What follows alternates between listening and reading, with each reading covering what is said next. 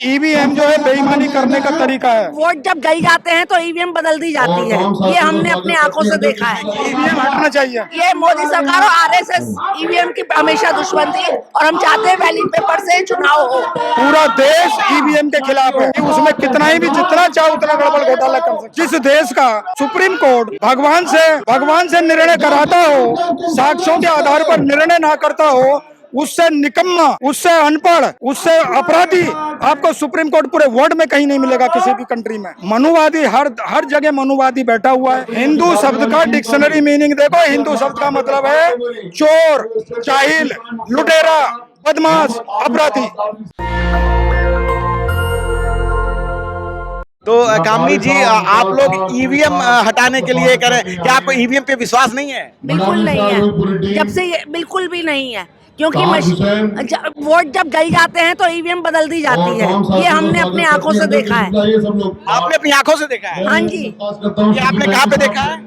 अब मेरे पीछे ना पड़वाइए लोगों को, मैंने बहुत जगह जाके आंखों से देखा और वीडियो भी आए हुए हैं। अच्छा, लेकिन ईवीएम से तो कई जगह जब इलेक्शन होते हैं तो इंडिया गठबंधन भी जीत जाता है। अभी देखिए झारखंड में जीता है, तो आप लोगों को वहाँ पे शक नहीं होता है? देखिए, शक की बात नहीं है, वहाँ पे लोग लड़ाकू ज्यादा हैं, जिन्होंने पब्लिक ही ये काम करवा रही है। सुनिए, जहाँ पब्लिक भुगत चुकी है इसको ईवीएम का तो वहाँ वो दे रही है। और फिर हमारी मोदी सरकार भी तो चाहती है कि हर जगह मैं कैसे हारूं, कहीं कहीं वो खुद भी जितवा देती है। अच्छा, यहाँ बहुत सारी आपसे एक सीट तो देनी पड़ती है अपने को अच्छा बनाने के लिए।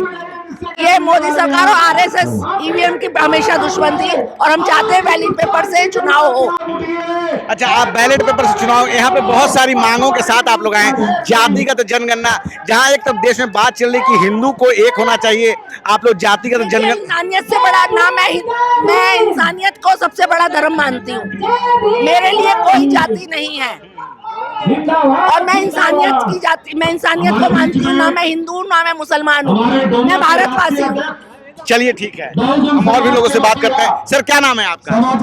मेरा नाम है एच.एस. गौतम। तो गौतम साहब, आप लोग जो यहाँ आपने एक तख्ती पकड़ रखी ईवीएम हटाने की। ईवीएम हटना चाहिए। तो ईवीएम में क्या आपको हटना चाहिए इसलिए कि ईवीएम एक इलेक्ट्रॉनिक डिवाइस है। इलेक्ट्रॉनिक डिवाइस में प्रोग्रामिंग होती है तो उसमें मॉडिफिकेशन, अल्ट्रेशन, डिलीशन, एडिशन सब कुछ संभव है। इसलिए ईवीएम जो है बेईमानी करने का तरीका है। जिस देश ने ईवीएम का आविष्कार किया, आज वो भी ईवीएम का प्रचार, ईवीएम से चुनाव नहीं कराते हैं। अमेरिका, ब्रिटेन, कनाडा, कोई भी ईवीएम से चुनाव नहीं कराती है, सब बैलेट पेपर से चुनाव कराते हैं।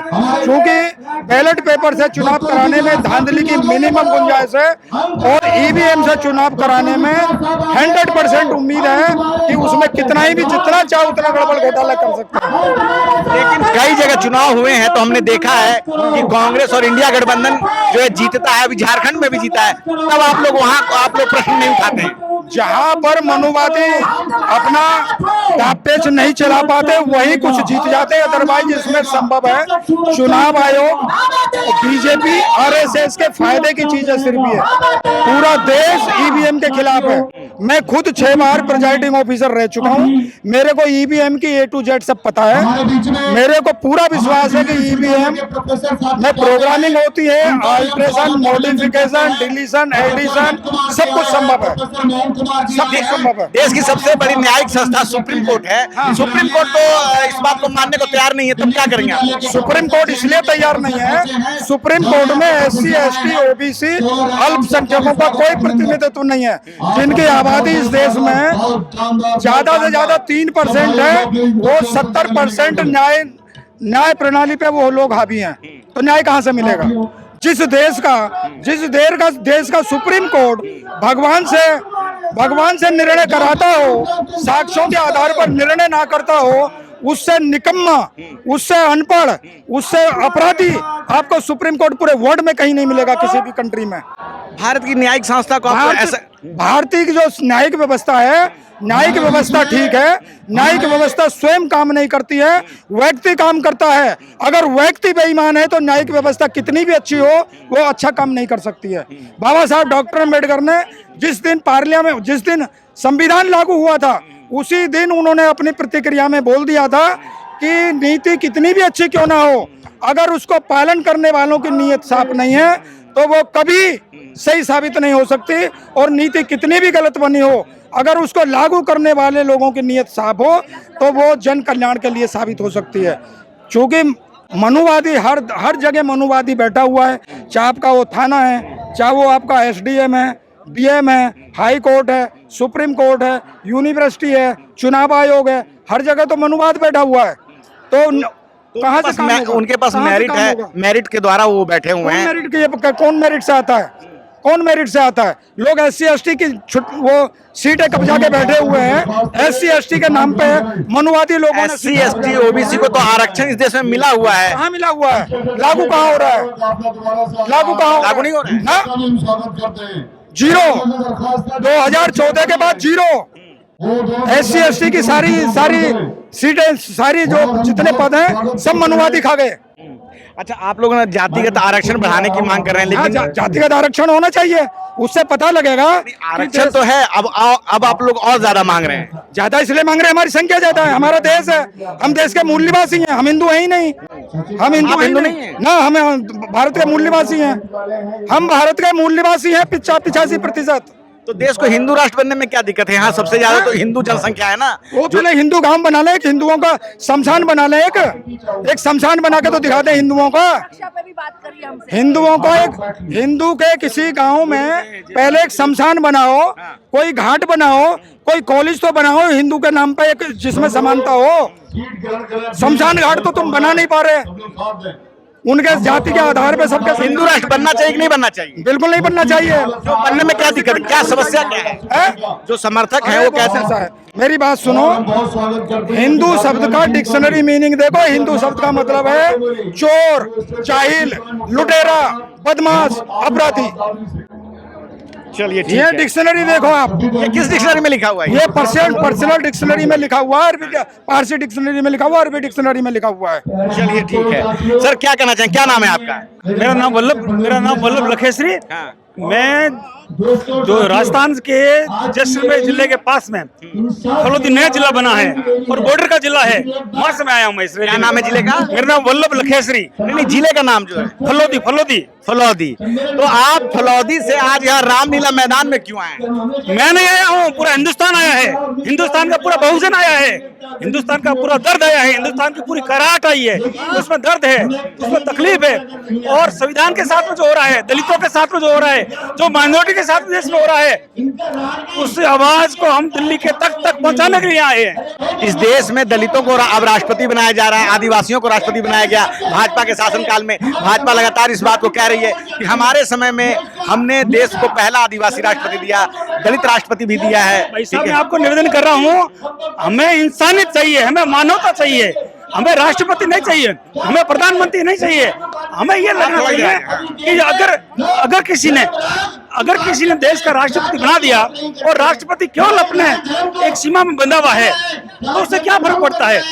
देश में देश के सहारिया जाति ऐसी है जहाँ आज भी तन ढकने के लिए उनके पास से बहन बेटियों के पास से कपड़े नहीं है। देश के आदिवासी आज भी ऐसे हैं जो भूखे मर रहे हैं। देश के आदिवासी आज भी ऐसे हैं जिनको पता नहीं कि हम आजाद हैं, जिनको पता नहीं कि हमारा संविधान है, जिनको पता नहीं है कि क्या हम आजाद भारत में निवास करते हैं। तो अगर एक व्यक्ति को राष्ट्रपति बनाने से, केवल बीजेपी ने राष्ट्रपति नहीं बनाया, कांग्रेस ने भी बनाए थे। हर राजनेता है वो किसी न किसी पद पर, संवैधानिक पद पर, महान व्यक्ति को, बड़े व्यक्ति को बैठा करके विश्व में ये संदेश देना चाहते हैं कि हमारे देश में देखिए दलित समाज के साथ में न्याय हो रहा है, अत्याचार नहीं हो रहा है। हमने संविधान प्रमुख इनको बैठा दिया, केवल संविधान प्रमुख बैठाने से कुछ नहीं होने वाला है। देश की जनता को न्याय मिलना चाहिए। एक बात का जवाब दीजिए, देश में एक आंदोलन चल रहा है। कई लोग जो है हिंदू एकता यात्रा निकाल रहे हैं, हिंदू एक हो जाओ, एक रहोगे तो सेफ रहोगे, बटोगे तो कटोगे की बात कर रहे हैं। तो आप क्यों जातियों में बट रहे हैं, क्यों नहीं हिंदुओं के एक होते हैं आप? मैं निवेदन कर रहा हूं भाई साहब, देश की जहां 80% हिंदू है, जहां देश की पार्लियामेंट हिंदू है, जहां देश के मुख्यमंत्री ज्यादातर हिंदू है, जहां देश के राज्यपाल ज्यादातर हिंदू है, जहां देश के राष्ट्रपति और प्रधानमंत्री हिंदू है, जहां देश के लोकसभा अध्यक्ष हिंदू है, 80% जनता और हिंदू खतरे में, कहाँ खतरे में? अगर अल्पसंख्यक लोग ये कह सकते हैं कि हम खतरे में हैं, तो उसकी बात तो थोड़ी बहुत वजूद लगता है उस बात में। बहुसंख्यक भी खतरे में है, ये बड़ा आश्चर्य की बात है।